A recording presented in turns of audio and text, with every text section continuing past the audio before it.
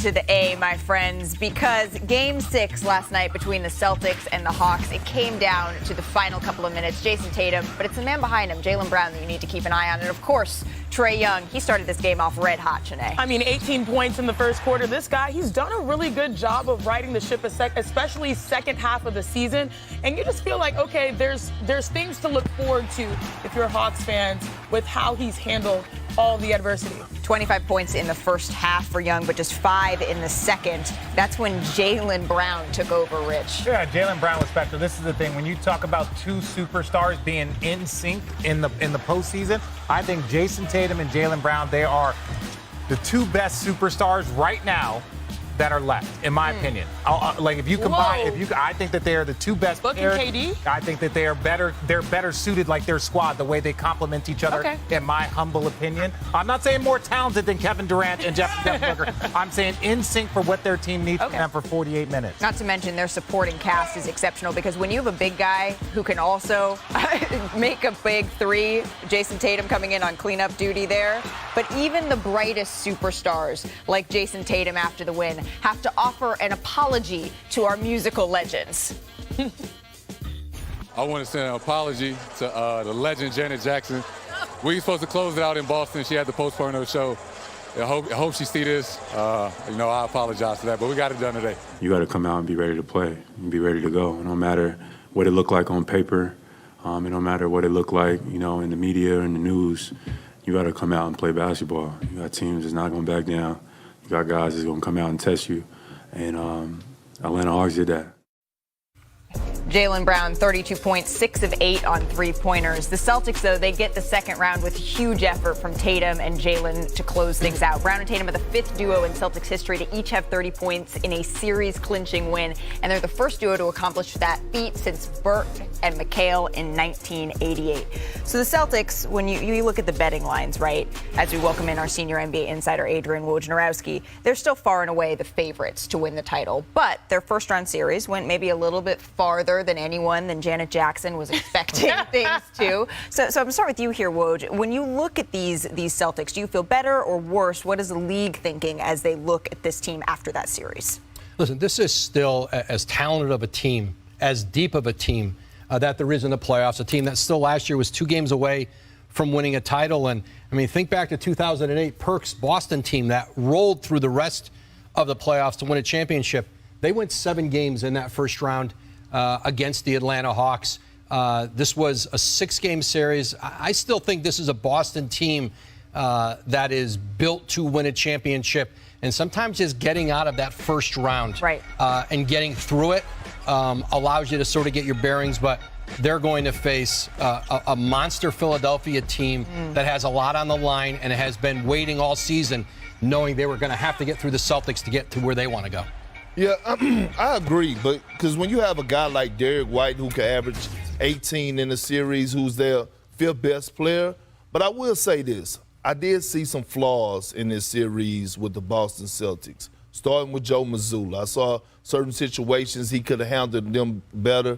And then I see some things out there on the floor that I'm watching and I'm saying, that's not championship caliber basketball. That's not a championship type shot. Like, shots that Marcus Smart is taking early in the shot clock that I feel like maybe you should pull it out, set up the offense. Their defense hasn't been great this series. And when you're going against Joel Embiid, Harden, Tyrese Maxey, and then you could throw in Tobias Harris, you have to be on point like Rondo. And I just want to see this matchup. I think it's going to be a lot closer than what people expect it to be. It's not going to be a cakewalk with far as the Sixers coming in town, and I think they have something to prove, and Joe Mazzulla is going to have to prove something as well going against Doc Rivers. Now, I said a couple of days ago, maybe about a week ago, I said that the Boston Celtics were probably the second deepest team behind the Milwaukee Bucks. I said the Milwaukee Bucks had more depth, they had more everything. So now the Celtics fans are all in my mentions, and y'all barely beat a healthy or a banged-up Atlanta Hawks team, And then DeJounte Murray was injured. You guys still lost to them, and it wins 6. My only thing is this. Boston has the most talented team left in the postseason, in my opinion. They are now my pick to win a championship. But ultimately, Boston fans, don't start doing this whole victory lap now that Milwaukee's out. Don't start doing that, because what they played versus what you played, what their situation was, losing their best player for 2.5 games, possibly the MVP, that's very different than what you guys had as a fully healthy roster. So you guys are the best lefts, but don't start doing this victory tour. That's all I'm going to say. And life can come at you fast, especially in the playoffs. But what I will say to push back a little bit on you, Perk, is I think that the reason why they probably feel okay advancing to the next round is they knew they ran out of gas when it came to the NBA Finals. And sometimes when you go all out and you put so much pressure on yourself, you end up making more mistakes. So they made some mistakes. They're probably going to learn from them. I think absolutely you're correct on Joe Mazzulla. There has to be timeouts. There has to be strategic plays. There has to be direction for players like Marcus Smart instead of just going willy-nilly out there. Willy-nilly? So, yeah, I mean, what's wrong with that word? Willy-nilly. So I think that there are growing experiences that also helps them in this situation. Zach Lowe, where do you fall on this?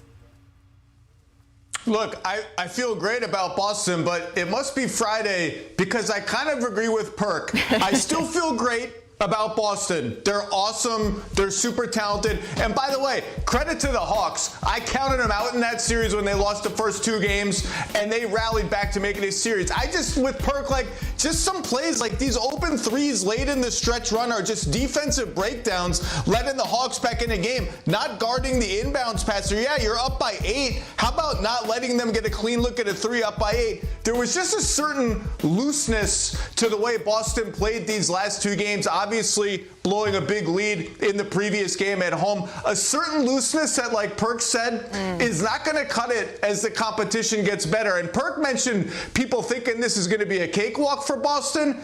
I hope nobody thinks that, because there is no cake and no walking if Joel Embiid is healthy against the Philadelphia 76ers. Whoever is out there saying that, I haven't heard it, but if people think anyone is cakewalking by Joel Embiid, they are wrong. Boston's got to bring its A game in this series. Let's check in on the other side of this, Woj, the Atlanta Hawks. Let's listen to Trae Young after last night's game on the future of this team.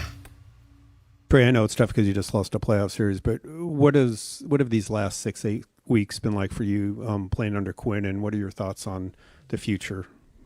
I mean, Quinn is the future. I mean, I believe with him here, the city's going to win a championship, and it's just about bringing in the right pieces for him.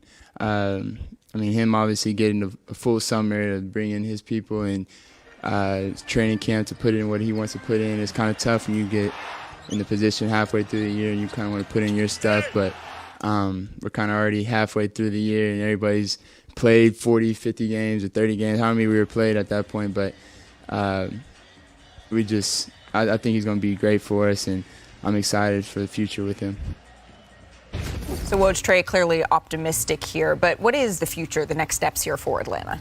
Well, this is why Landry Fields, Atlanta's GM, wanted to bring Quinn Snyder in with 20 games left in the regular season. He walks in out of coaching this year without his own coaching staff, literally walks into a practice and coaches a game and starts. And you could see by the time they got into the play-in tournament, going to Miami and then winning 2 games against Boston, you could see even in this short window the growth on the court, but you talk to people in Atlanta and the growth off the court with Trae Young, with DeJounte Murray, and certainly building around those two. But I think part of why they brought Quinn Snyder in was to start building those relationships. He's done that with Trae Young, and also getting a sense of who they might want to keep. He gets a better sense now of the personnel and who he can build with, who they might want to move on, what they need. But I think the growth for Trae Young with Quinn Snyder has been exponential for that organization in a short period. Now in the offseason, Quinn Snyder gets to put in his own coaching staff, gets to put in his own program. And I think right now for Trae Young, I think this is the best thing that's ever happened to his career. Yeah, Perk was mentioning the other day on the show how impressed you were with the growth here of Trae Young. If we could, though, guys, I want to pivot to another team in the Eastern Conference here, the Milwaukee Bucks, an early exit for them. But now that the dust has settled a little bit, Woj, what is the fallout? There's so much noise around what could happen in the offseason in this for Milwaukee. What's the actuality? I think this is an organization in shock right now. I still think they're decompressing for how this Miami series ended, how suddenly it ended, and then where do they go from here. I think people certainly look at Mike Budenholzer, their head coach, who they won a championship with, have won a lot in the postseason with Budenholzer. He's got 2 years left on his deal, about $16 million or so. I think Milwaukee is going to certainly take their time. I think there were a lot of exit meetings in the last couple of days, players, coaches, front office sitting and talking. I think they're going to continue to do that. This is a very deliberate organization under John Horst. You also have new ownership in. Mark Lazary, who was a co-owner, is out. The Haslam family is in. West Edens is still part of that. So you have a different dynamic in ownership, and that certainly can impact things. But I think this is a Milwaukee organization that is going to take their time. Because here's the thing, when you talk about a Mike Budenholzer, you talk about a Doc Rivers in Philadelphia with championship-level teams, and people talk about if they don't advance this far, they're going to be gone. You got to know who you are going to bring in and who is out there at a championship level that you can bring in that's better than what you know you have. And that's a very short list. And I think when you look at coaches like Mike Budenholzer, like Doc Rivers, these are very complicated questions. I don't think there'll be a quick resolution in terms of making a decision on Budenholzer's future. I think they've got to come down from the shock of this and get past the emotion and really analyze this thing. Mike Budenholzer certainly proven in Milwaukee, but the Bucks have been eliminated. The Heat move on, and we're going to focus on the teams that are still